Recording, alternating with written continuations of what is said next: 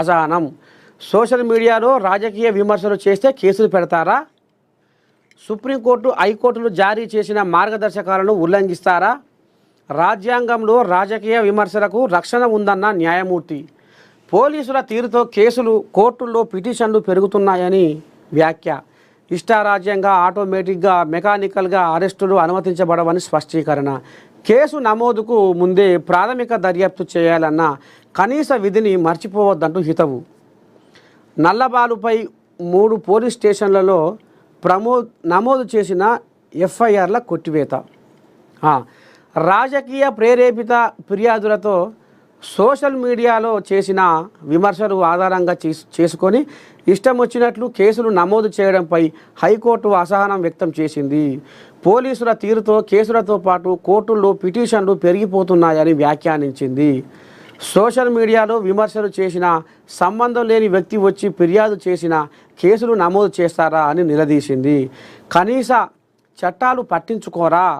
Supreme court, హైకోర్టులు జారీ చేసిన మార్గదర్శకాలను ఉల్లంఘిస్తారా అని ప్రశ్నించింది. కేసులు నమోదు చేసే ముందు పబ్లిక్ ప్రాసిక్యూటర్ల సూచనలు తీసుకోవాలని సూచించింది.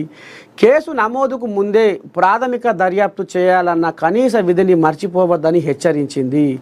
బీఆర్ఎస్ పార్టీ పెట్టిన సోషల్ మీడియా పోస్టులను రీపోస్టు చేసిన దుర్గం శశిధర్ గౌడ్ హలియాస్ నల్లబాలుపై పోలీసులు నమోదు చేసిన కేసులను కొట్టివేస్తూ బుధవారం తీర్పునిచ్చింది. కేసు పూర్వాపరాలు.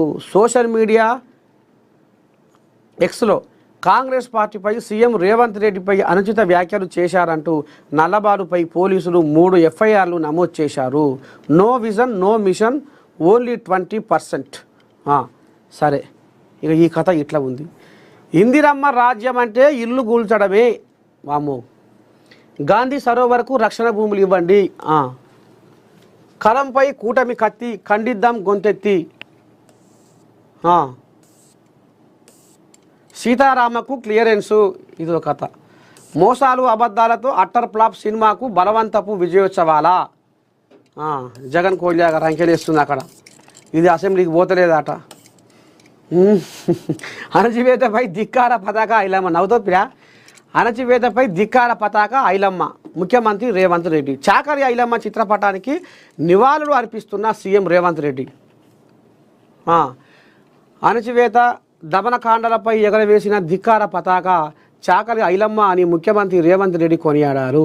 తెలంగాణ సాయుధ పోరాట యోధురాలు చాకలి ఐలమ్మ వర్ధంతి సందర్భంగా ఢిల్లీలోని తన అధికార నివాసంలో సీఎం ఆమె చిత్రపటానికి పూలమాల వేసి నివాళులు అర్పించారు.